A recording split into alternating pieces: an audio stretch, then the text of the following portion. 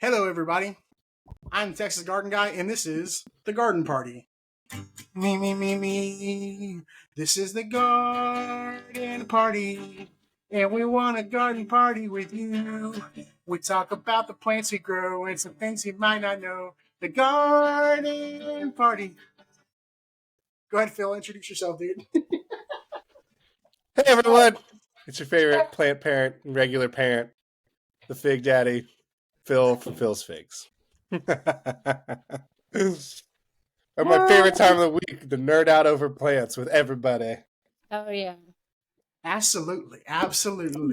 Well, thank you, as always, Mr. Phil's Figs, for coming on the podcast. You are my El Cuñado, my brother from another mother, my Fig Daddy, my configliere. My configliere. Here we go.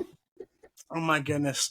Well, thank you so much. And we got a return guest, Miss Tracey Britnell from Just Diggin Farms. Hello, Tracey. Hi. How's it going? Live from Tracy's kitchen. Absolutely. Yes. My farm table. There you go. Yeah. We started doing lives on Monday night. Yes, we've been busy. This is busy season. Absolutely. I love it. Well, and we have someone who's very close by to Tracey. First-time guest, Mr. Jason Smith, Caldwell Farms. Welcome, Jason. How's it going, man? How y'all doing? Glad to be here. Yeah, we've been trying to get Jason for a That's while. and my garden buddy. You're like, hold one sec. You just run out the kitchen door and you come show up at his house. Oh, I wish she was that close. Yeah, I know. I'm not that close, but I'm close enough. Close enough. Yep. It'd probably be That's bad awesome. news if you were that close. Yeah, it'd probably be bad. Yeah. Well, I don't know. It might be good news. I could help you. You could help me. That's how you look at it. We could have a weeding party. Oh, gosh. Maybe only one of y'all would have to have chickens, That'd and be the other awesome. one's entire property could be dedicated to like veggies and stuff like that. You know, only one of you would have to have an emu. You know, all that good stuff. Yeah, I'll let you have the emu. Pigs. Yeah. No, I every time I watch one of Jason's videos, I'm blown away with emus. I can't understand how people handle emus. We had talked a while back, Jason, and I was like, "What do you even do when an emu gets out? Like, is there anything you can do? Like, you're at its will." You run. I guess, yeah, it depends on the emu, I reckon. You know, our emu thinks he's a dog. So, I mean, he's easy. Yeah. But I have seen some that don't look very friendly at all. No, they're basically dinosaurs. One of our big garden stores up here in just north of me in Wilmington, they are dinosaurs. Yeah, they are dinosaurs. Yes. Pender Pines here in Wilmington. That's great. Like, they have about four emus, and then they have like donkeys and goats and sheep that like you can bring carrots and you can feed them while you get your plants. So my kids get a kick out of it. But the emus, dude, they shy away. They make that really like the thumping noise, like the. Yeah. And That's the females. Is it? It's like a Okay. grunt. Kind of like a drum. Yeah. The grunt's the male. No, this one's like. That's the female. Like, yeah. Drumming noise. Cool. The males make the grunt. Got it. Wow. Yeah. But Pender Pines is a great place up. Anyone who's from the North Carolina area here on the coast, I would check out Pender Pines. They're pretty rad. They have an awesome setup. But no, that's the only emu exposure I've had. Maybe I saw one at the DC Zoo a long time ago. The only exposure I've had is to Sheriff. Sheriff. To the Sheriff. Sheriff Nugget. Sheriff Nugget. Oh, Now, I'm not goodness. going to lie. Even though he's sweet as he can be and thinks he's a dog, it's still a little bit intimidating. Yeah, He's I a can little imagine. intimidating. I can He's a only big boy. imagine. Yeah, he's big. He's Have tall. I guess Yeah. he's taller than me.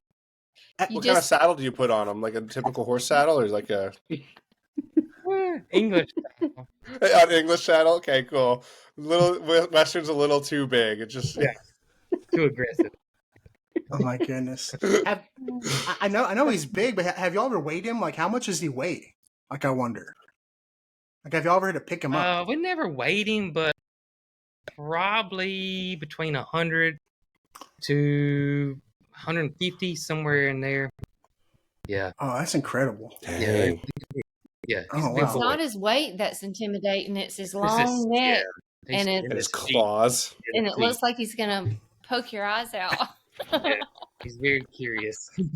Oh very, my, very curious. oh my We got goodness. 2 of them. You We have a gotta say, female now too. how long have you had the female? 5 months, 6 months, 5 months, something like that. Oh, Give wow. or take. I can't remember exactly, but Yeah, 'cause I know the last time we talked, you were concerned, like y'all are a little timid about maybe getting another one, just because y'all were saying that they can interact bad sometimes. they when we first got her, he didn't like her at all, and he definitely didn't like her coming around us. I mean, he was extremely jealous, and he would run her off. And Oh. so that went on for a little bit, and then mating season came about, and we didn't know how that was going to go either. And it flopped. It literally flopped. Everything changed. Yeah, she started running him off. It was weird. Oh. So she laid eggs, and he sat on. So in the emu world, the male, she lays the eggs, and he sits on them and raises the kids. So she laid the eggs. I would have bet $1,000 he was not going to sit on the eggs, but he did, and they all ended up being rotten. So we all ended up pulling them away from him. Ooh. But ever since then, they're like this. Oh, I mean, wow. they are. You don't see one without the other. 3 or 4 months ago, just didn't care for each other whatsoever. But something's flipped. I mean, they fell in emus- love. but just they're fell in nomadic. love. They're usually nomadic. So emus don't like, they don't Oh. travel. They will travel in groups, especially during breeding season. But for the most part, they could care less in the wild. But they're buddies now. Oh. They're buddies. Because Wow. mating season's over with. Yeah. Yeah, That's really cool. I know pretty y'all. cool how nature knows, just naturally does what they're supposed to do. Yeah, because he's So so cool. domesticated. I knew he was not going to sit on the eggs whatsoever. Yeah. But he did. Well, I know. He stood on them for 60 days, and he does not get up for 60 days. Oh, So wow. no eating or drinking for 60 days. Wow. That's insane. They'll lose. Wow. They'll lose around 30 to 35% of their body weight. Mm. Holy That's cow. insane. Yeah, crazy. But I we do were say that maybe as a parent, and Oh, we- I'm not comparing my parenthood to like an emu's like parentship, but You like can. there is a little piece of my brain that gets activated when my first child was born, and I was like, and all of a sudden, like, yes, there is like I am eternally responsible for this new person in life, and maybe it just got activated. Who knows? the Yep. switch flipped. Yeah. Wow. Well, it Interesting. might have worked out. I know y'all like hashing stuff out, but it probably wouldn't have been great if y'all had like a bunch of emus hatch on the farm. It was 'Cause you- 17 eggs. Oh my god. Yeah. What would you do You'd with be trying to 17 give me emus? Oh my emus. god. He'd be trying to give me some.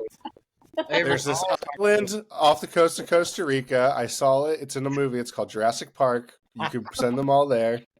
There I you think go. of the Oprah meme of everybody gets a car, Everybody gets an emu. Everybody gets Yeah. an emu. Yeah. That's what I do with fig cuttings. You get a fig cutting. You get a fig Yeah. cutting. It's like you just upped it. You get an emu, and you get an emu Oh yeah. holding a fig cutting. Who knows? There's lots of ideas. No, Hey, I need my fig, Phil. Oh, yeah. My Send me fig. your I got a address and I'll pole send out you here some. waiting on my fig. well, I I'm I'll not. get you one. I actually thought I needed 2 fig trees. The Yeah. second frost, it wasn't the hardest, crazy. This Mhm. happened last year too. But that Mhm. first extremely hard freeze came through. Mm. Didn't really do much to the figs. I mean, it knocked them back some. But then we had a late freeze. Mhm. The late The freeze late freezes. wasn't near the temperature as that first hard freeze. Yeah. And it knocked everything Yeah. all the way back. Nothing was there. Everything was gone. And then I had 2 Oh. fishes that were completely gone. They never came back. And I was like, well, I talked to Destin. I was like, you know what? I need some figs. And I said, I need Phil's contact information. Lo and behold, Yeah. the next day I walked outside and I saw a little spot of green pop up on both of them. Oh, nice. That's 4 or 5 weeks after my other ones had already started coming back up. Oh wow! So it really took a beating, but it was It- resilient. Yeah. I tell people that, like, you know, like if especially up north, some people just cut them down to the ground and just mulch over them and let them grow as like shrubs like that every year. Mhm. But the late freeze is what gets me here in Wilmington every time because they will start their sap flow, Yeah. and our last, you know. My friend Margaret Shelton at Shelton Herb Farms out in Leland, she swears by April 15th, but everyone's adjusted like April 1st here. But I've had a few times where the figs get excited March 12th. And I'm like, fingers crossed. This year it did not happen. But the 2 years prior, we had freezes on March 31st. And I knocked back all my trees. And it's such a pain in the... Or I'm out there like a banshee trying to do some weird configuration with tarps, and I'm that neighbor that looks like some sort of pagan ritual out there trying to get my pigs to stay alive. But yeah, it's tough because they wake up with the solar and heat exposure and they get the sap flowing, and even if it drops a little bit below, they're out of preparatory mode and they can't handle it. So that's why the second freeze got them or gets them. Yep, exactly. I didn't know that. Yeah, it had warmed up just enough to trick them into like, oh, let's start growing, and they got that last little freeze, and that's what knocked them back. It's like whenever you break your leg, sap flow. You break your leg, and you think you take your cast off, and you think you're good, and then you go sprinting, and then you break your leg again. That's kind of what it is. Okay. Yeah, no, for sure. But how's the Potager garden going? I know you need some figs in it, but how's the Potager garden going, Tracy? Am I saying it right? Awesome. This is yes, you are, Potager. This is the best. This is our best garden year ever. You got to come see it, Jason. I am. This is our best garden year ever, for real. We have an abundance, and I think we've had really good rain here so far. No drought so far, and we've had exceptional cooler temperatures too. Like it's not been near as hot as it usually is. Wouldn't you? Don't you think, Jason? We've had some cooler days. We had, it was. I mean, it's hot. Don't get me spring wrong. was cool, but it's starting to get pretty hot now. It's starting to get hot. But like last week, we had some cooler days. Yeah, last week was awesome. Even here, we had cooler days last week, which were abnormally like nice. Yeah. It was actually really nice. Like I wasn't melting trying to get yard work done. I know. It's amazing how much more you can get done when it's not 100 degrees and you're pouring sweat. But yeah, the garden is doing awesome. I am harvesting every day and it's awesome. Looks That's so fantastic. Good. Yay. Yeah, but we've been building the soil for 6 years now, 7 years on some of the beds. We've really been working on building healthy, active, alive soil, and I think it's working. What are some of your strategies for that, for building like an active live soil? Yes. Well, we do cover crops. So I rotate cover crops in my beds. I have 9 potager beds that are 40 feet by 15 feet wide. And I rotate cover crops. I do some summer cover crops and I do winter cover crops. So there's cover crops going all the time in the beds. We add compost. Every time I plant something, I add compost before I plant. So we're constantly adding compost and introducing good, healthy life into the soil. We feed it with worm tea when I have some. My worms passed away, so I got to get my worm bin going again. But we're constantly feeding the soil and making sure that it's never bare. We always make sure the soil is covered with either mulch, hay, leaves, or plants. So it's never bare. It's always covered with something. And I really work hard on growing soil. Probably harder on growing soil than we do plants. Yeah. Because if your soil's good, your plants are going to be great. Yep. Right. I just learned about having like a large, like highly diverse microorganism system in your soil Mhm. and how to Yep. establish that. They even talked about, it's called Jadam gardening, where Mhm. it's like a Korean, where Yeah. you essentially make like a sourdough starter of like Yeah. outdoor cultures, and you pitch that Fermentation. in. Yeah, and then Yeah. yeah, and essentially like you created this like hotbed for making things bioavailable even for your Mhm. soil, Yeah. for your plants. Exactly. Got it. Yes. That I was just introduced to the Shaddam method.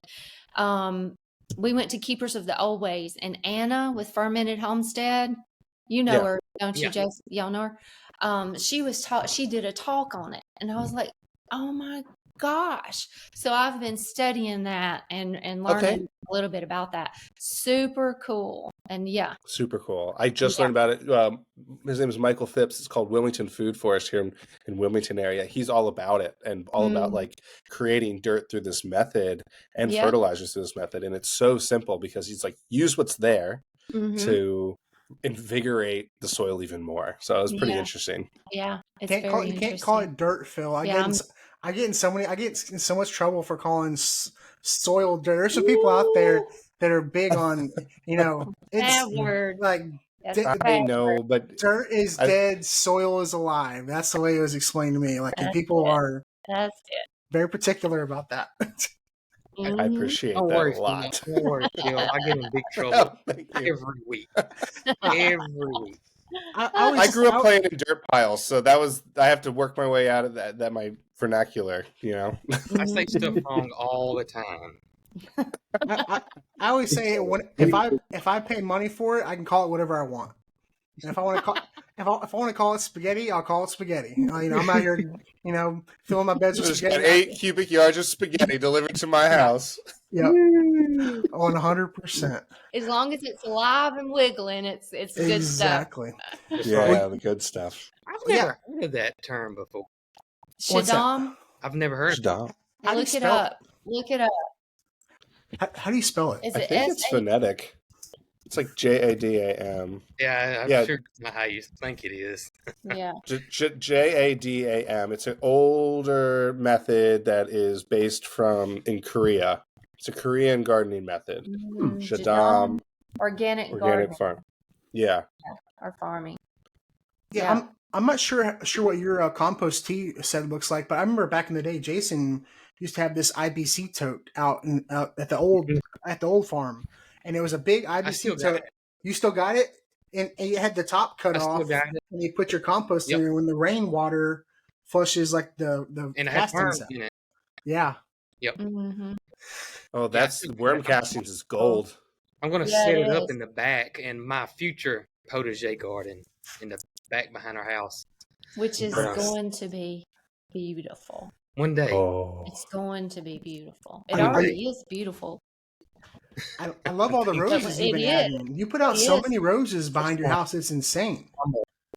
I'm obsessed. If you ever get bit by the rose bug, it's over. It's over.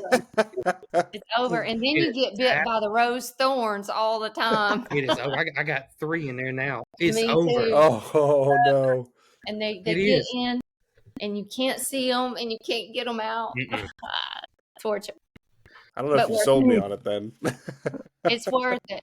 It's It worth is worth it. I smelled some roses the other day, and they were so fragrant. I couldn't get over it. It was just like my wife's like rose water mist, Mm-hmm. just to have the flowers like hit you like that. Mm-hmm. So I mean, that's kind of why we love gardening, just to have those like profound exposures like that. Yeah. When you get bit by the rose bug, what you'll find is you'll everything evolves around roses. Mm-hmm. And then, like, if you want to plant something new, the first thing that pops in your head is which rose can I plant here? It's not, what shrub, what perennial, or at least it is for me. It's automatically the first thing I think of is roses. Mm-hmm. Roses. Yes. Are the roses are the focal point, and what's going to go around or with the roses? Yes. Yeah, the rose is always the focal point Always. for me. Yeah. Well, Yeah, it's bad. It's bad. It's bad. Here in It's real Houston, bad.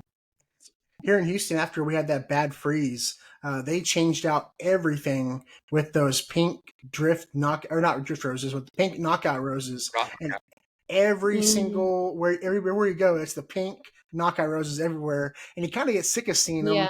And then you see like Yeah. you see like how many varieties there are now. I didn't know the difference between the drift Oh, roses, the knockout thousands. roses, like different sizes. Yeah. It's insane. You can really get into like the tea hybrids and stuff like that. Like everything has, like what is it? The tea roses have like more scent than anything, and then there's so many things to get into. Yeah, the garden Wow. tea roses are super high fragrant. Antique roses, heirloom roses, hybrid roses, so many different It's classes and crazy. There's so many musk classes. and So many. You could, perpetuals, and it just goes on and on. yeah, you could start today Mm. studying roses, and then like 10 years from now, you still wouldn't be. Mm-mm. Yeah. Yeah. No, you still Holy wouldn't. cow. Yeah, it's crazy. Yeah. There's actually Yeah. a place right outside of Houston called the Antique Rose Emporium, and they like Yeah. they specialize in antique roses, and people don't know what antique roses are. They're like Yeah. old world roses that haven't been hybridized, and so they Yeah. have Right. more scent and more like varieties to them than like a lot of these hybrids. And like you might be able to explain it better, Tracy. Like the Yeah, the antique roses are a lot more disease resistant. They will get black spot, they will have some issues, but the difference in antiques and hybrids is those antiques are pretty tenacious and tough, and they'll just flush that off and Mhm. keep on growing. Where your Mhm. hybrids, you've pretty much got to spray those babies to keep them alive, because if they get the diseases and stuff, it'll wipe them out. But these antiques are just, carried on and on and on throughout generations, and they are tough, they're more fragrant, they're stronger, they're beautiful. Now, you're really not going to get those bold colors like you Right. get with the hybrids. You're not going to get those bold oranges and bright colors. They're going to be more of your softer pastel colors for the most part. And, a lot of people go for those big, Yeah. bold colors and those big, perfect, traditional looking roses, Right. And a lot of your antiques they have all different kinds of shapes too, which is so super cool. Big cabbage roses, and I can go, how long you want me to talk about it? Well, I'm intrigued now. well, Well, but there's go the ahead. thing about roses that I think people, number one, is that it's kind of different than any other plant, because most plants, your hybrids are your most disease resistant, and Mhm. roses are the exact opposite. Yep. But your Yeah. old antique roses are the most drought tolerant plant Mhm. there is, and Yeah. and they will adapt to the crappiest soil you can Mhm. have. I think people think of roses, they think of having to keep them watered and pruned and spray, and there's so Mhm. much work. But those new long stem hybrids are. But your Yeah. old antique roses, you plant that sucker in the fall, and then Yeah. by year 2, it's depending on what variety it is, it could be 30 foot tall. Yeah. Wow. I mean, they're just Yeah, it's relentless. commerce. They So really, Mhm. they're easy. They're so easy. Yeah, so I much love easier. that. I don't grow hybrids. Like Uh-uh. I won't have a hybrid. you're a purist. They're all antique roses or earth kind roses. If they're earth kind roses, I'll grow them. Do y'all know what earth kind roses are? No. Earth kind roses are they're roses that they're more modern roses, but they're roses that have been put through a test at Auburn University, where they took these different roses, threw them out in a field, completely, totally neglected them, and the ones that survived and did great are labeled earth kind roses. And like Belinda's Dream, Jason, Farmer's Mhm. Dream and Belinda's Dream, those are earth kind roses. Farmer's Hey. Dreams is, I didn't know Farmer's Yeah. Dream was. Yeah, Farmer's Dream is is Peggy a Martin sister. would Peggy Martin be one of those? Probably. I wonder. No. No. No, Peggy Martin's an antique. She's antique. Oh, She's is an it old really? heirloom. She's Okay. an old girl. Mhm. She's an old girl. Well, I But the go earth ahead. kind, go ahead. Go ahead. Finish. Finish what you were saying. Sorry. I was just going to say, I'll grow earth kind roses. They're more of a modern rose, dating like 1990 or 2000 up into the 2000s. But they have the same characteristics of your old antiques. Okay. So I'll grow those. But I don't really do knockouts because knockout roses, they're pretty. They're really pretty, but they're so common. Yeah. Like everybody's got them. Every highway's got them. So now the little drifts, I love the drift roses made by Knockout. And Jason has a fabulous show of drift roses. I got a hillside. I think I got Yes. 40. Is that what those are? 40. 40. And they're more of like a ground cover. They hang low, right? They don't go like above like a. Yeah, they don't get tall. They stay on the ground and just spread out. And relentless. I mean, I don't do anything. I do absolutely nothing. I cut them. Well, the first of the year in February, I cut them back. But other than that, nothing. No spray. No nothing. You don't even deadhead them, and they just do you. You don't. I didn't think you did. Deadhead them. Just keep on blooming. That first flush will go away in about a week to 10 days. That second flush is coming right back, and it just repeats that until December. Yeah. Oh, I love that. So you just have color till December. Color to December. Yeah. Well, it's unreal. The question I was going to ask y'all. So I have 3. I think they're hybrid roses. One of them is probably not. I think it's a Julia Child, maybe. But it's the yellow one is right next to a red and white like striped one of like a variegated flower. My yellow one started getting red stripes on it, and then my red one started getting yellow in the flower. Is there a they cross? Yeah, they're crossing. Yeah. Huh? Is there like a minimum distance I should like be planting these like roses to keep them from doing that, or just enjoy when they hybridize? I don't know what the distance would be that you'd be saved from it happening, but I bet it looks super cool. It does. I'll send you some pictures. It looks pretty cool. I was surprised how nice it looks. Yeah. Gonna have the new Texas garden guy rose. Yeah. I know. Oh you're gonna have to bottle that and sell it. That's right.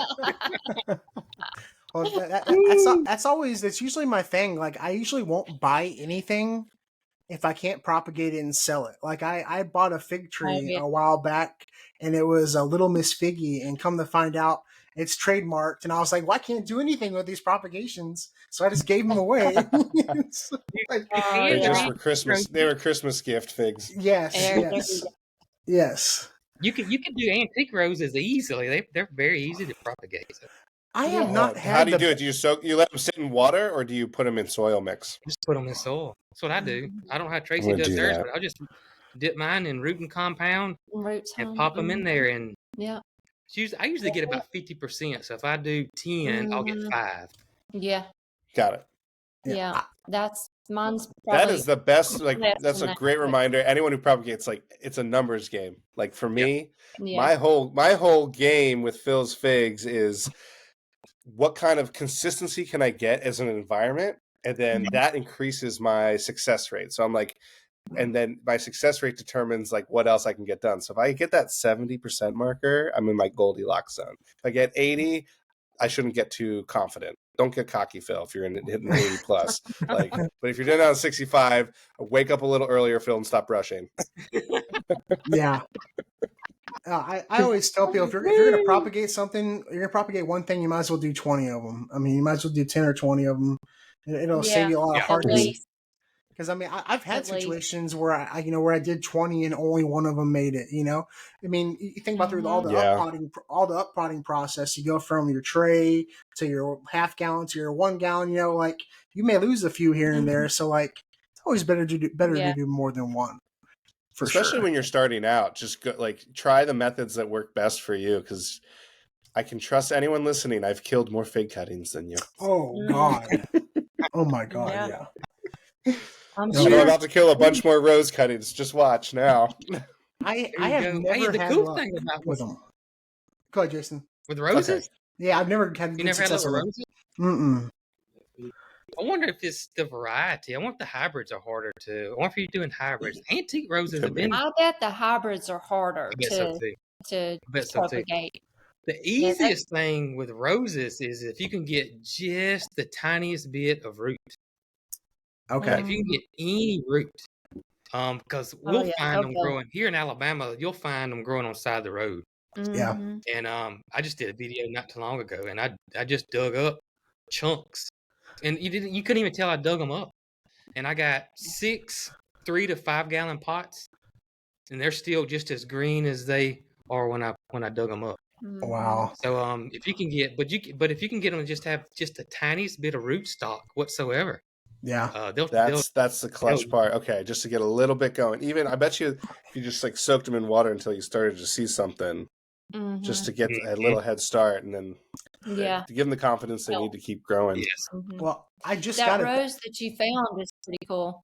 yes, I'm excited about it. Yeah, I'm very excited Alberic about Barbier, it. Mhm.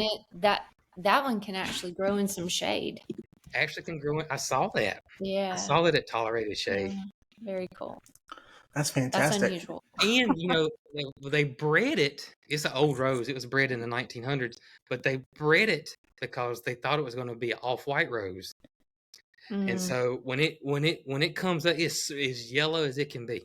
So the buds are dead yellow. Yeah. But when it opens all the way up, it's almost pure white. So it Wow. goes from solid yellow to pure white. And it's just an Wow. old rose that I found growing on the side of the road. It was just engulfing the whole ditch area over there. What? That's awesome. Yeah. That's too it's cool. gorgeous.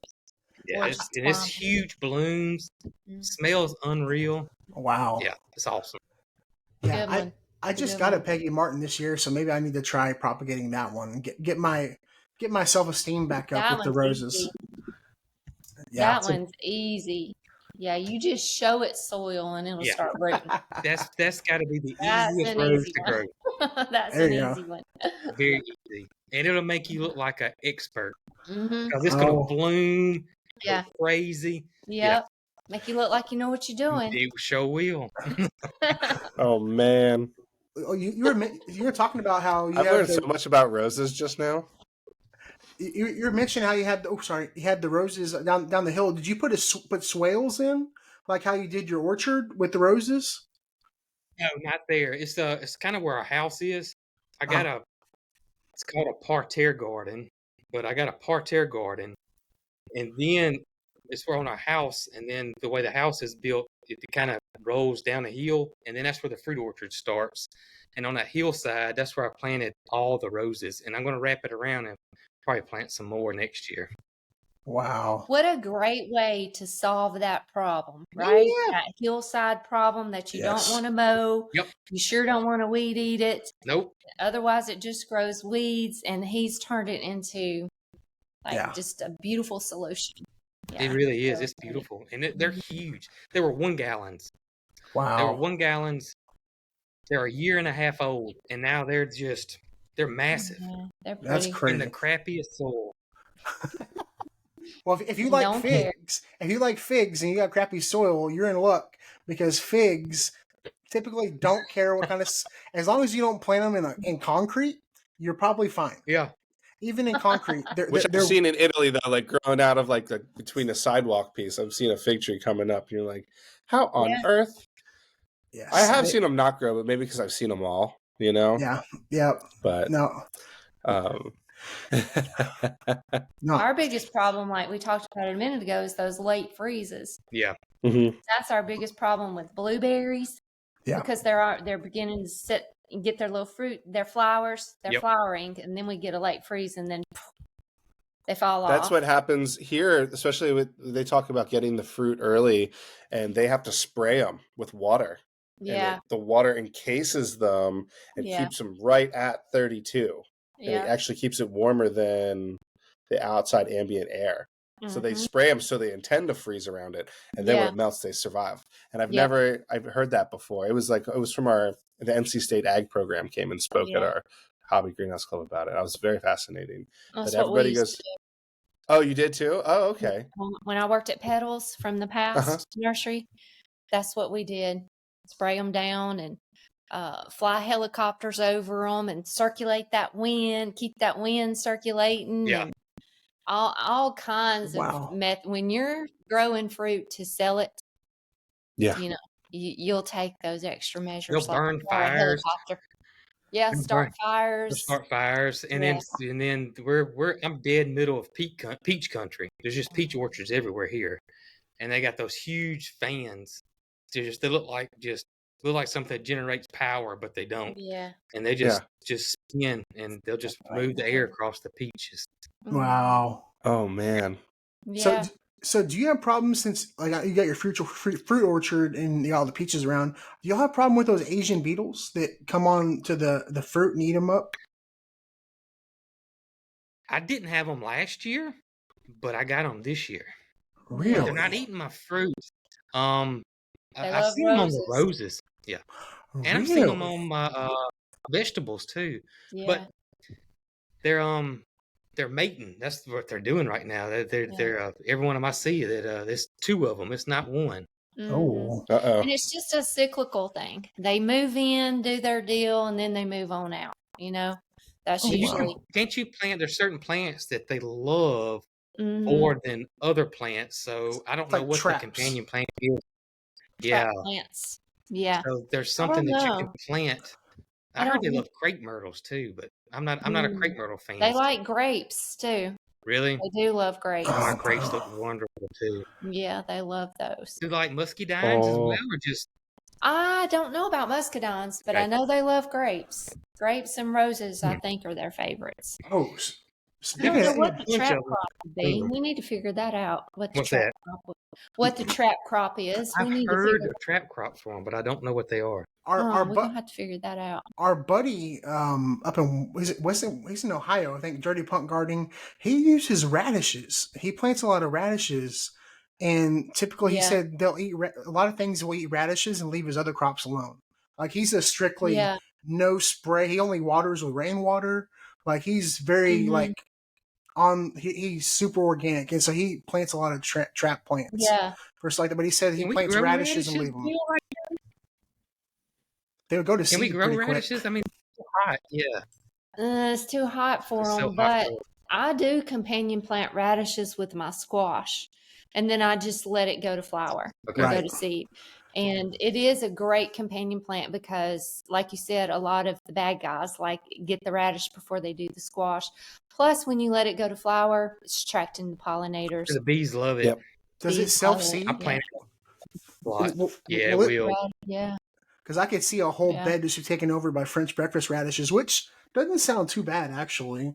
It doesn't sound bad at all, actually. I like radishes. I like radishes. Yeah. No, I like them roasted. I'm not a fan of just pulling one out of the ground and eat, but I like them roasted. See, I'm definitely a raw garden eater. Like I like more stuff right out of the garden rather than it cooked. Like even okra, I don't really like cooked okra. Yeah. But if I go out there and get one it's like pinky thick, I go take a bite of it and it's really good. Like I really like it. Yeah. Me too. And my lunch. Good. I eat my lunch in the garden. A little cucumber, a little tomato, a little okra. That's amazing. A couple of flowers. Yeah, okra's really good. Everything tastes better out there. Like especially this time of year when stuff is first starting to ripen. I go to I haven't had a chance to show anybody because I've eaten it already. Like all my tomatoes and stuff. I'm like, oh, wait. And then I'm like, oh, it does taste good. Oh, that tastes good. Like all my blackberries that are coming in, like, oh, and then I just have to trust that they'll believe me that I had those happen.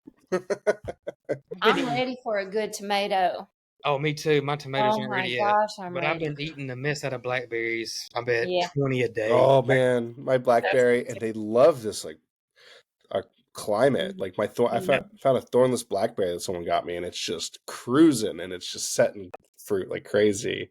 And the squirrels haven't found it yet, so I'm like, is it the Arapaho or the Navajo or what thornless berry? I don't know.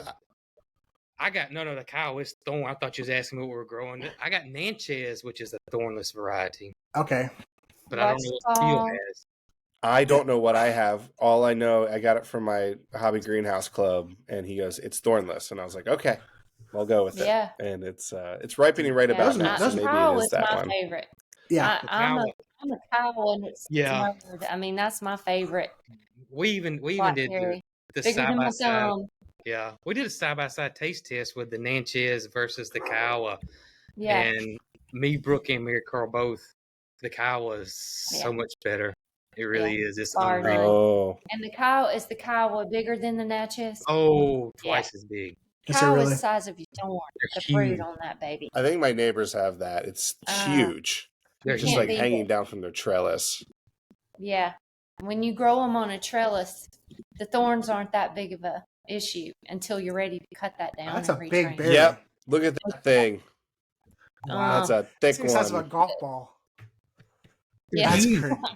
Well, see, It looks like see, a pine You cone. get one bite. I That's a had 2-bite blackberry. It's a 2-biter. Absolutely. I had 2 plants growing up against my fence on rabbit fencing, and it was taking over my whole side of my yard, which was fine at the time.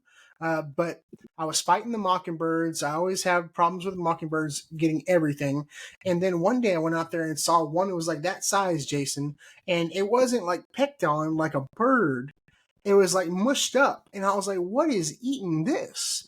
And I go out there one day, and it's the lizards. The lizards are going up and just mush. They're Oh, mushing them up and like eating them like a Oh like a What my kind of oatmeal. lizard is this? Dude, I got lizards in Texas, man. I got the green anoles, I got the brown anoles, and I got the Texas spiny lizards. Like I got more lizards. I don't have to hardly spray anything because my lizards do a lot for me. They do a there lot. I you got go. a bunch of Beneficial. Good. lizards. Right. Drives They my are dog beneficial. crazy. Yeah. Oh my We get the Entertainment. anoles and we have the skinks. We get the different types of skinks, like the blue-tailed Yeah. one, and then Yeah. that The skinks giant will slippery one. they'll scare Yeah. you to death. The It's a skinks will. snake. Absolutely. Your They heart got- will. Uh-huh. Yeah, They are. especially when you have snakes. Oh my Oh, yeah. gosh. We've had, I think we're Woo. counting 10 snakes now. Really? We keep running into. 10. The other day, Gene went into, we keep our chicken feed in like a garbage can, right? He went into it to get some chicken feed, and there was a snake in there. Oh How did you get there? gosh. There was a water moccasin in my Oh my greenhouse. God. Water moccasin? That's what I was going to ask. What kind of snakes you getting? That's you don't mess with that one. We've got the bad boys. We That's get the not We right. have bad those boys and the copperheads. Those are our 2 main ones Yeah. we got to watch out for. and rattlesnakes. We have rattlesnakes. Rattlesnakes.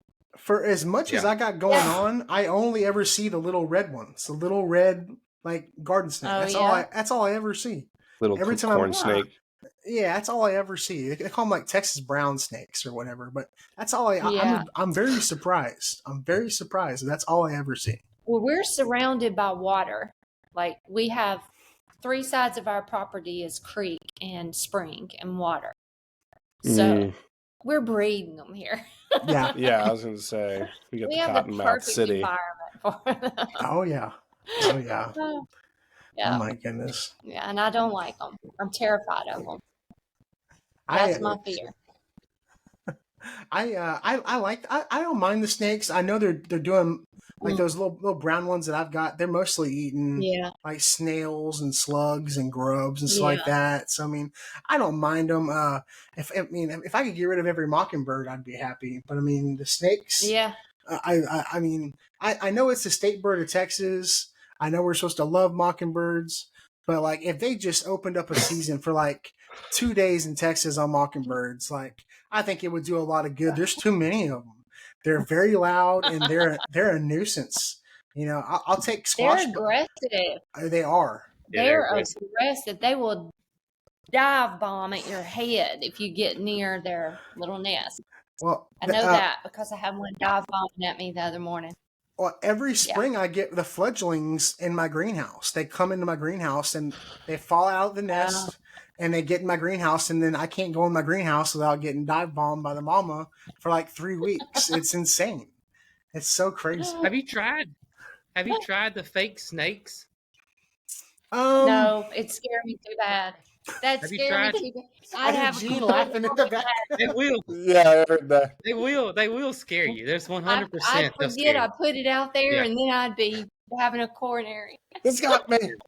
Oh my god. That's like when I go surfing in the ocean and people are like, "Are you scared of sharks?" And I was like, "Yeah, I am." And I'm like, if I touch seaweed, it's the same noise I make as if I'm getting attacked by a shark. It's all the same noise. Nope.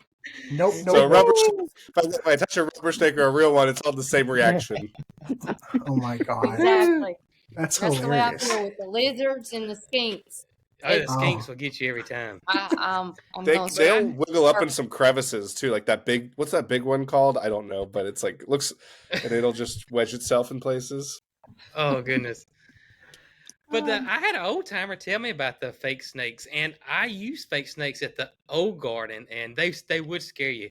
But you got to move them. You can't keep them in the same spot. You got to move them around like every other day. But I never had bird issues though. yeah. You used to have But those flags too. The flags. yeah, the flags. The Yeah. funny thing about the snakes is that it quit raining. I couldn't hear y'all because it was raining so bad. The thing Is it about raining there? it was at my Is here. it raining here? Man, I But, get happy when it rains. That means I don't have to water. Yeah, right. You're doing YouTube videos, and so the people would see the snake, you like hanging on a trellis or whatever, and you'd get 1,000 comments. There's a snake right behind you. But yeah, I did the flags. The flags. I had 1 year. I never had. We lived in the middle of the woods at our other place, but we never had deer problems. We would see deer, and all I had was just a general 4-foot, just a regular old dog kennel fence. Nothing special at all. In 1 year, I had deer that would go into this was during the fall, and it was Seminole pumpkins they were going after. They would go in there, they would take 2 bites out of a Seminole pumpkin, and then go on to the next one. That's like figs. It drove me nuts. Enough to run them. And so I couldn't figure out what to do, and I don't know how the light bulb went off, but it did. And so they were just flags, and they were really they were the Buddha prayer flags or whatever like you call them. Tibetan prayer flags or whatever. Yeah. Yes. Oh yeah. And so I put posts in the 4 corners and then kind of halfway in between the garden, and made it about 7, 6, 7, probably about 7 foot tall. And so I draped the flags all the way around it, so it gave the illusion that my fence was now 7+ foot tall. Yeah. And they moved. And once I did that, it stopped the deer from coming in my garden. Really? It stopped the chickens from coming in my garden. It stopped the peacocks were the worst. They were the worst thing I had. It stopped our peacocks. Every now and then I'd get they would get in there, but for the most part, it completely stopped everybody. And you could get those flags. They're so cheap, and they would last probably 2 seasons before they start dry rotting. Yeah. And then I just buy them and restring them back up again. Maybe that's what I need to do. You ought to try it. We planted a new Blessings garden upon your spot at the garden. bottom of our hill. Yeah. Go sit out there cross-legged. And it looked cool. It really looked cool. That was one of our, Yeah, it was. I bet it's it. And like I get so many comments around here and like people having deer problems, and I'm like, if that is the simple solution, it worked for me. Maybe Yeah. it worked. I'm going to try it. They're eating the tops out of our melons, eating the tops out of our peas, and they ate the tops out of some tomatoes. Oh, Oh wow. And the turkeys are too. We got a couple of hens that I think she's laid eggs down there, and she's coming up and eating the tops out of our melons. Oh my Watched God. her do it. Crazy. The peacocks that were getting me bad, bad. And they would do the same thing. They would come and just eat, 2 or 3 bites out of a tomato, and they'd go on to the next one. You would probably know it was them without even seeing them because they make that geez. loud noise. Oh, Scott. Well, how I saw Oh, feathers. Scott. I saw feathers. And I was like, oh my God. And I remember telling Brooke, this was pre-Scott. So Oh, really? I think this was before YouTube. Yeah, this was before YouTube.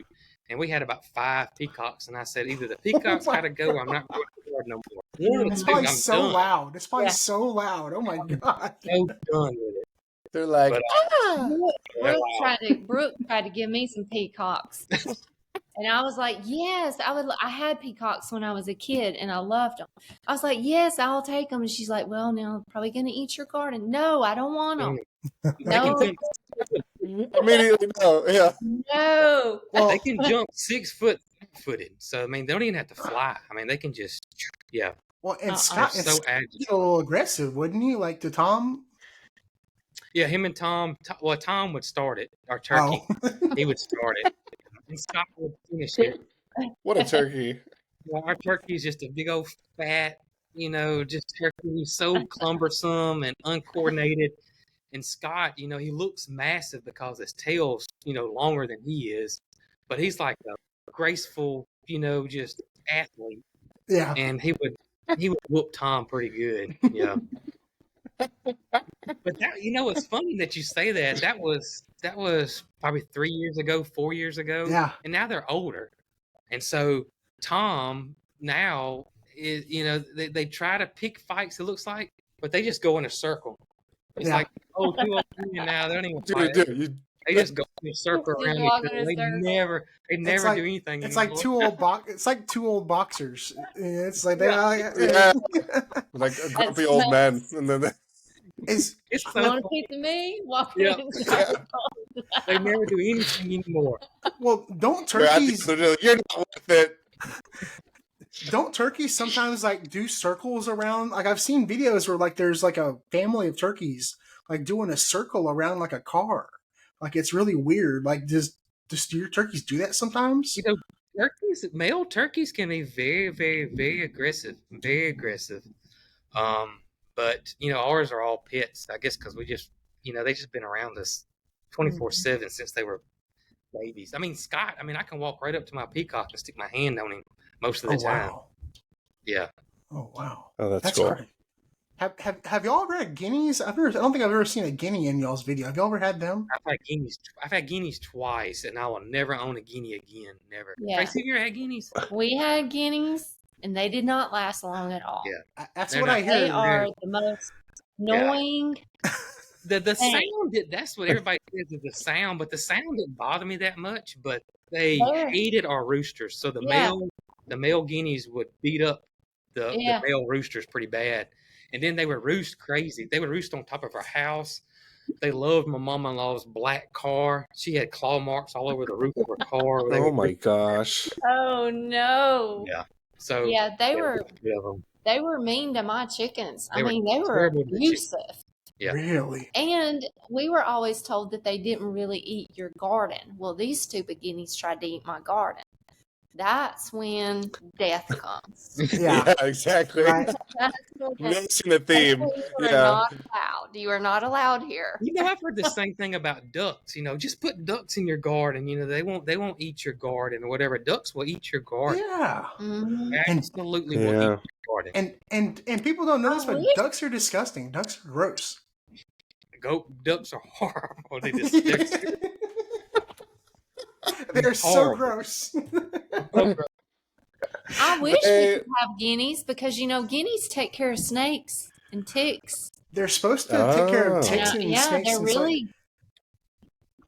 They're really good to control snakes and ticks, and I wish we could have them, but that's the reason why we got a garden. You can't come. I heard they taste good though. I heard they're very dark meat. I've heard it's a very dark meat. I heard it's really good. So. Oh, I haven't heard. They look very bulbousy, like they would be good eating, but I've never had them.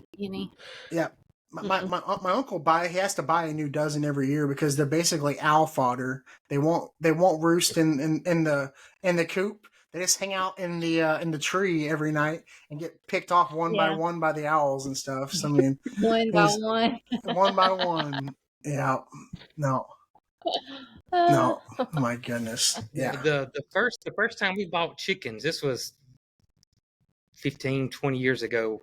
We never owned chickens, so we went to this lady's house and bought chickens, and she had this cool setup. But I bet she had 30 guineas, and they stayed in a pack. And she was telling us about them, and that's what she said, that they had issues with rattlesnakes. And she said ever since they bought the guineas, the rattlesnake issue went away. And so much so that she physically saw them chasing like a huge rattlesnake across the pasture, all 30 of them. And, I tell you, chickens themselves do a great job with snakes. If it's not bigger than the chicken, they'll eat it. Yeah. I've seen several baby snakes in their mouth. Oh yeah. That's good to know. They will eat it. Chickens are... When chickens get in our coop, our chickens just look at them like they're friends. That's because yours are spoiled. Yeah, they're spoiled. I don't know. Yours are pretty spoiled too, Jason. Yours are pretty spoiled too. Yeah. They are. But at our other place, we just let them out, and they just free range the whole property. Oh yeah. But we only had about 5 acres that they were on. But they would just free range it, and we saw them with snakes in their mouth several times. Wow. Wow. Yep. Well, as soon as we finish the fence around the potager garden, then we're going to You'll let let our yours out? chickens free range more. Yeah. Yeah. They can't I right plan now. on putting silky chickens in the potager garden behind ours. Yeah. Oh, because nice. they're not silky is they're not really as aggressive, scratchers. They're still gonna act like a chicken, but they're not near as bad as your normal chickens are. Plus, they're Yeah. real And small. they're small. Yeah. Yeah. They're small and fluffy, and they're fancy, like a they're so potager cute. garden They would don't lay have. many eggs, so you don't have to worry about having to get eggs all the time. If you If any, like I always say, they're like little Big Birds from Yeah. Sesame Yeah. Street. That's what they look like. Oh, for sure. Big bird. Oh my goodness. No, I remember. I remember when I first started watching them. They had those. They're called showgirls or whatever. They're the cross between like the silkies and the Polish, and they have like the big. Oh, fluffy, yeah. They look like the showgirl chickens. They always crack me Yeah. up. And then Vegas the showgirl. the showgirl is a cross between a silky and the naked neck. the Their naked necks are neck. bare. That's what it is. Yeah. There you Yes. Oh, Then Those if are you some get weird if you looking do a birds. cross between a naked neck and a silky, and they don't have a tuft, they got a tuft right here. If they don't have a tuft, they're called a stripper. You got girls and you got strippers. that'd be such a rough conversation. Like, you raise what kind of chickens? Strippers. Naked necks and strippers. Naked neck, strippers, and showgirls. And Yeah. showgirls. So you're like, okay, this was an interesting chicken coop. Oh my goodness. That's And they have a hilarious. pole right in the middle of the coop. Oh my gosh. Disco ball. Oh my god, that's hilarious. Party in the coop. Party in the coop. Are these nocturnal chickens? Oh, Oh my goodness. I think since the last time we talked, you got the donkeys too, Jason. You have the two. Are they miniature Yes. donkeys? One of them is a true miniature, and the other one's a cross. What does that mean? Like it's It's cross between a regular size and a miniature. Don't ask me how that happened. I have no idea, but that's what it is. somebody got in the wrong pen. Something. But she's not gonna get as big as a regular donkey, but she's bigger than my miniature donkey. Y'all, my miniature donkey looks identical to Donkey on Shrek. I mean, Oh, the yeah. to a T. Oh my gosh. She's That's too funny. like, we feed everybody well here, and so she's chunky, she's extremely short, looks identical to Donkey on Shrek, 100%. that's hilarious. How did you end up with those? How did you end up with those donkeys? All right, so we got Jessie from Arms Family Homestead, Oh, big okay. YouTuber. I don't know, Daniel and DJ. We've been friends forever, and so she was a donkey that was born on their place and she had to go to the vet twice, had to get a transfusion done, and shouldn't be here whatsoever. Should not be here, but they can't breed her, and so they got male donkeys, and they didn't want something to accidentally happen, and they wanted her to go to a good home, and so that's how we got her. And then Honey come from some friends of ours at Misty Dawn Homestead in Florida, and she had the donkey, and we wanted Jessie to have a friend, so that's how we got Honey. Oh wow. I just assumed people started dropping off animals at like your front gate. They ring the doorbell and just dump animals off at a certain point. Yeah, last year we had a run with dogs there for a little bit, but it kind of quit. No. Thank goodness. Knock on wood. Yeah. Oh my god. Knock on wood. I shouldn't have said that. I'm sorry, Jason. It's gonna start again. So I was like, oh yeah, he thinks in strays. Oh my god. We do get asked a lot. We do try to find them homes if we have. I mean, probably the most one we get asked about, of course, are potbelly pigs or miniature pigs, because so many people, especially around Christmas time, Oh yeah. they fall for it, and there's no such thing as a micro pig or a teacup pig or a miniature pig. They don't exist, and they get will grow. scammed by these scammers, because when a pig's a little baby, it's going to be little, and then 6 months from now it's the size of Peaches, which weighs probably about 250, or Loretta and Gus, they're probably pushing 250, It's a 300. Quaker right there. And Peaches is a potbelly pig. She is a full-blooded Vietnamese potbelly pig, but she's big. Yeah. She's a big girl. She is, and Girl. that's probably the most common animal I would think that we get asked could we take, because 6 months after they get it, they can't handle it. It's not the size of a Yorkie Terrier. It don't weigh 15 pounds like they think it's gonna weigh. Nope. I can't imagine. Yeah, no, nope. Yeah, there's so many scams on Craigslist. Craigslist is like that. Getting people like, here's $200 for a micro pig. That's sure happens all the time. All the time.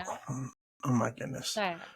Well, I wanted to tell. I'm going to tell y'all on the chat right here. I'm about 95% sure that I'm coming to Pels from the Past to y'all's little event. I'm about 95% sure. I gotta get more details from Tracey, but I'm going to definitely try my best to make it. I may show up like a stray on Jason's gate and like want to stay in his front yard. But you actually you've actually had people like camp overnight. Like, didn't I see a video of like someone like did like an overnight stay at your property? I'm not saying I want to do that. Yes, I thought I saw a video. Like I thought I saw some dude like. I could have sworn. I think it was your place. I thought it was some guy said he joked around about sneaking on and he stayed overnight or something, like in a tent. If he did, I don't know about it. I'll find the video later on. I think it was you. No, but I really want to come. We do have people come by all the time, but we got a gate and everything, and I would say 99% of everybody is very, very cordial and polite and respects our privacy. Yeah, that's wonderful. Sure. Yeah. Well, it's so crazy that people can like. So I will give you an example. So it was about 2 weeks ago. Me and my wife, I just got home from work. We were going to go out and eat ramen at a place down the road, and my wife showed me as I'm, I was just going to mowing or something. I came inside. She goes, "Hey, somebody on Facebook Marketplace says they got free plumeria cuttings, and it's just a big trash can with these big sticks coming out." And all she said was, "I'm in this part of town. I'm in like this subdivision or whatever." And she didn't put an address, didn't put a contact. She wasn't answering DMs. So we looked at the picture and we triangulated what her address, like the two cross streets, kind of look like, and what her number on her mailbox was. And it took us about 30 minutes. But we found it where the plumeria cuttings were. But by the time we got there, it was 30 minutes later, and someone had taken every single one of them, which I was super bummed out about. But I was surprised. Like, I was like, man, I gotta be careful of like what I do in my videos now, because like someone can easily find out where I live. I've had people. I've had people. All they gotta do is Google. Oh, I've had people comment like, "Hey, I know where you live." They're like, "Oh, you live on my street." And I'm like, "Oh no, like this is not good." Like, but I haven't had anybody pop up on like knock on my door or anything yet. So that's always a good thing. Like, I've had people really comment to me and tell me they found where we lived. They drove by our gate and saw the garden, but our gate was locked and they couldn't get in. Yeah. Oh God. Yeah. We got a gate. The That's why you lock the gate. Yes. Yeah. We got a gate. Sure. Yeah. We got a gate. Ours is it's easy. It's easy. You can't hide. Yeah. No, you can't hide. All you gotta do is Google your name. Now I even have my own. Somebody set it up. It's our own Google thing. It's the Coghill 40. It's got 5-star reviews and everything. And it's pictures. Your whole history. You're on Google Maps, dude. Yeah, there's nothing. I mean, yeah. Are they talking about your farm stand? The little farm stand? Is that what they're talking about? No, this was pre-farm stand. Oh, really? But yeah, my farm stand. Yeah. Oh, wow. Find out everything about it. We don't worry about it anymore, really. Because like I said, 99. I mean, almost everybody's so nice. Yeah. They really, really are. Yeah. They really are nice. But we got cameras everywhere. We got 3 big dogs. So we attack goats. We don't worry about it. Attack goats. We got 2 emus. A sheriff, yeah. Sheriff. Moody. I mean, they're safe. Moody's the one he's the one I'm the most scared of any animal here. Really? Moody. 'cause Yeah, it's he so weighs big. 3,000 pounds. He's about 6'2", 6'3". And It's he's just a crazy big how old. tall they are. Oh, he's massive, He's and big. you really can't tell it on camera. I He's don't care who you are. big. You can watch every single video we have and come to my farm and stand in front of him, and you're gonna go, "Oh my gracious!" Yeah. Yeah. He look Yes. big on camera. Those Yeah. Holsteins When are I first met huge. Moody, I got a big old Moody kiss. Yeah, he will. He's not Oh aggressive. man. He's not Yeah. aggressive. He's He's a just big old big. baby. He just weighs 3,000 pounds. Yeah. 3,000 pounds. Yeah, he'll swing It's a and dairy cow. If you didn't know, Phil. jump. I didn't know. Okay, cool. Got It's it. a- Yeah, he's a. You're gonna get in trouble. He's a steer. right. That's awesome. He's Correct. he's not a cow. He's not a bull. He's Man, a steer. Yeah. I get in trouble. He's a steer. Well, Yeah. actually, he's over 3 now, so he's actually an ox. He's not a steer. Is that- Oh. Oh. Is that what being an ox means? Yes, sir. It's an That's old. how come Paul Bunyan, Babe was an ox. And so what they'll do is, so back in the day, they would make them steers because they're not aggressive. They don't have the hormones. And then they would use them to pull. So they would use their strength to pull stuff with. And so that's why they were called ox or oxen. Oh. I did not know that. Wow. I did not know that. See? Yeah, until I got Moody a couple years ago. That's Yeah. interesting. Yeah. Huh. Well, Did you get yeah, As a steer, or was she already, He was or he a already an steer. ox? Yeah, he was already Yeah. a big boy, but he's grown a lot since we had him. He's only like 3 or 4 years old, and he's massive. Yeah. I mean, he's No, huge. He's big. Yeah, he No, weighs like a car. He's huge. I was really surprised. My dad used to get bottle caps, and he got 2 Holsteins and 2 jerseys, and I was surprised how tall they were. I didn't understand. Yeah. But I guess it makes sense. You breed them that tall, so you don't have to bend down as far when you milk them. I guess that's it. I don't know. That's the only thing I can think of. Makes sense. That's the only thing. And That, he may I don't not know if be that's true. That makes sense though. Does Yeah. make sense. Yeah. There's no telling how much milk that a Holstein cow puts out. I'd hate to know because they're so big. They're huge. They're huge. Yeah, Wow. they're really big. 3,000 pounds is a big cow. He That's does big. make great compost. Oh yeah.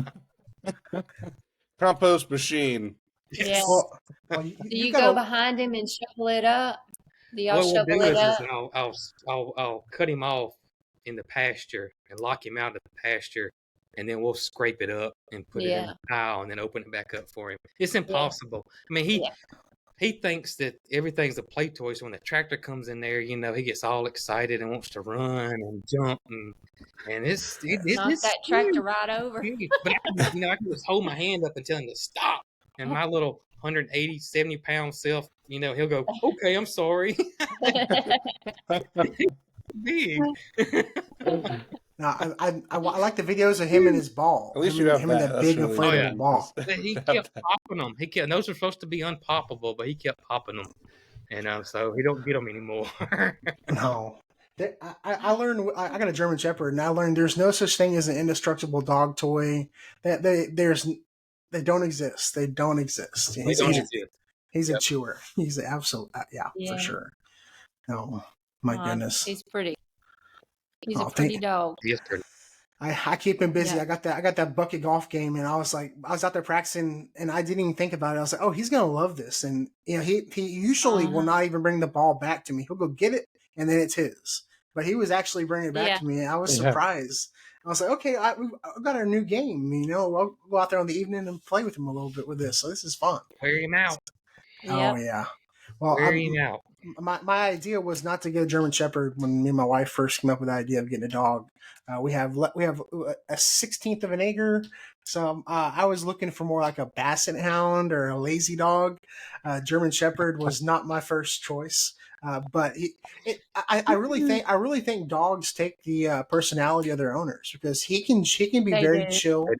He can be very chill, or he can be very energetic. It just depends on how you're acting. So I was very I agree with surprised. Yeah. Yeah, my grand dog is a German Shepherd. Your grand dog? Really? My son's dog is a German Shepherd, and he loves to come to the farm, harass all the animals. Yep. But they play golf. They sit and hit the ball down, and he'll run and go get the ball. He usually don't bring it back though, does he? He's not in here. Yeah, he's a beautiful dog. He's a beautiful dog, and he's so smart. What's really cool about shepherds too is they want. Well, this one does anyway. His name's Finn. He wants everybody in the same room together. Like he's got to keep his herd together. And if one of us is out there and one of us is in the house and one of us is in another room, he's freaking out.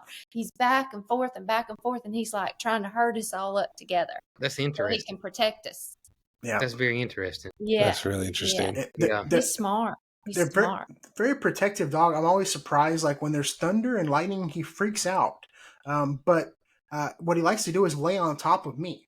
So it's almost like he's protecting me. If I get in the shower, he goes and he is like up against the shower, but pointing out towards like the bathroom door. So like if anybody comes into the bathroom, he's like ready. When we sleep, he sleeps on the bed with his head facing the door. He's like ready. Yeah. You know, it's so you don't. It's very weird. You know, it's strange. They're very protective of their people. Wow. Very protective. Yes, absolutely. Yeah, good. Good. Oh my goodness. Well, we've had y'all on for about an hour, 15 minutes. I want to real quick, Jason, y'all just launched some candles. I saw y'all came out with their their Miss Peaches flavored candles, right? Oh, they're sending like Miss Peaches. They don't smell like a diva. Yeah. They smell like a peach. Country peach with a twist. It's got ginger in it too. Oh, nice. I gotta get one. I like the story too because you were telling me that they're made right here in Selma. Y'all are having them made right there in town, right? Yep, they're made in Selma. That's our goal now. Our mission now is to work with as local as possible to help the mom and pop stores out there. That's what we're trying to do. And I teamed up with my buddy now, real good buddy, Ryan. I call him Ryan the Roaster, who does our coffee. And he's from my hometown as well. One man show. It's just him doing the roasting. And I've been working with him with a lot of other stuff. And his wife was really interested in doing candles, and his daughter as well. And so we started talking, and this was last year. And then we're like, okay, so if you're really serious about wanting to do candles, I'll invest in y'all. And then we'll do the candles. And so they said, okay, we want to do it.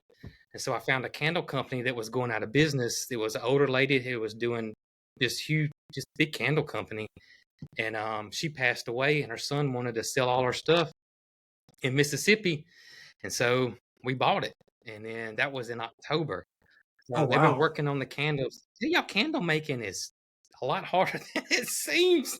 I will attest to that. Me and my wife I heard it's like a patience thing. Yeah, Yes. Well, locking in the scent. You put the oils in there, and it's hard to get the scent to stay in your wax. Like ours would smell really good, and we light it, and then the scent wouldn't stay. So there's an art to it. It's not as easy as it sounds. They are running so many tests, candles. I don't know how many we've smelled and burned and tried, but they finally got it. We finally got it down pat, I believe. So it's pretty exciting. Pretty exciting. Mm-hmm. I will definitely be ordering some Coghill Yeah. candles for sure. So I will definitely be ordering some Coghill candles for sure. Same. Thank you very much. Well, I appreciate you Me coming on, too. Jason. I'll just go down the road and pick some up. Yeah. Just go grab some real quick. Tracey, real quick, you want to tell everybody about the fall meetup? I know it's summer right now. I don't know if y'all have any other events going on right now, but I'm going to be at the one in September. Will you tell everybody about that real quick? Sure. Yeah, it's going to be awesome. It's September the 14th. It's from 9 to 5 on a Saturday at Petals from the Past in Jemison, Alabama. And I'm not sure how many YouTubers are going to be there. We haven't got everything finalized yet, but we'll be all set up in the gardens, and most everybody will also be a vendor, so we'll have things for sale. And Petals from the Past is just a beautiful nursery and farm. They specialize in antique roses. That's awesome. And fruit and old heirloom perennials and everything pretty much. Yeah. It does not look like, when you go there, you do not feel like you're at a nursery. It is you feel like you're at another world. I mean, Yeah. words can explain what Petals from the Past is like. I mean, it is unreal. You've never been to anything. It's almost like going to a botanical garden. Yeah. I mean, Yeah. cool. it is unbelievable. A matter of fact, the last meeting that we had, one of the people came up to me and they said, y'all do not express how beautiful this place is, and here we are trying to express how Yeah. beautiful it is. Yeah. It's unreal.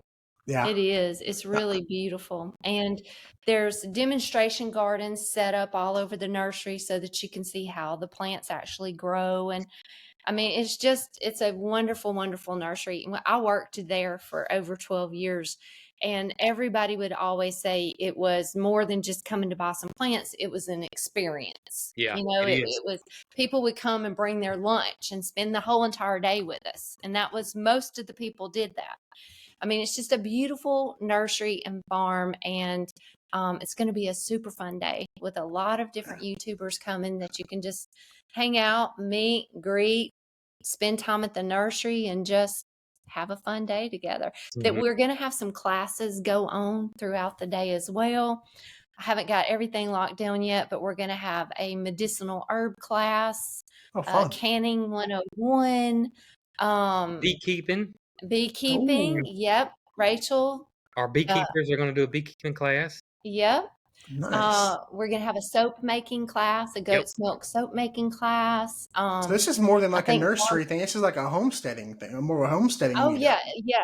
That's what we're trying to lean toward, where it's not just a day to come meet YouTubers. It's also, a homesteading event where you can learn homesteading skills and gardening and everything. So it's going to be a really fun day. And last year was awesome. It was awesome. It was really great. Oh, so this will be our second year doing it. Yes, this is our second year to do this event. It's the Great Fall Garden Festival. We have a website, greatfallgardenfestival.com.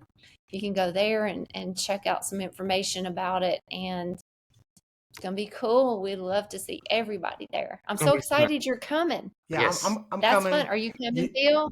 Phil's the one to California. I'm trying to see if I can. I can't guarantee it. Yeah. Phil's the one to California. I have a bunch of stuff. So one half of the podcast is going to be going to yours, and then the other half you might be going to the Fig Festival, right? Okay, cool. Right, in California. That is the first September 1st, or something like that. And then, but and then, trying to get out there.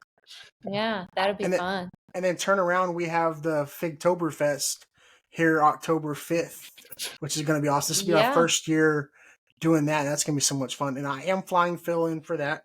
And it's going to be so exciting. We're going to nerd out. We're going to nerd out on some figs. Oh, nerd out. We're going to have our fig lederhosen. Oh my God. Maybe not. Maybe I think we'll just. Well, now that I said it, we might have to. But I have to get them now. Might have to get them now for sure. But fig tail, I'm excited. We get to compare slide decks.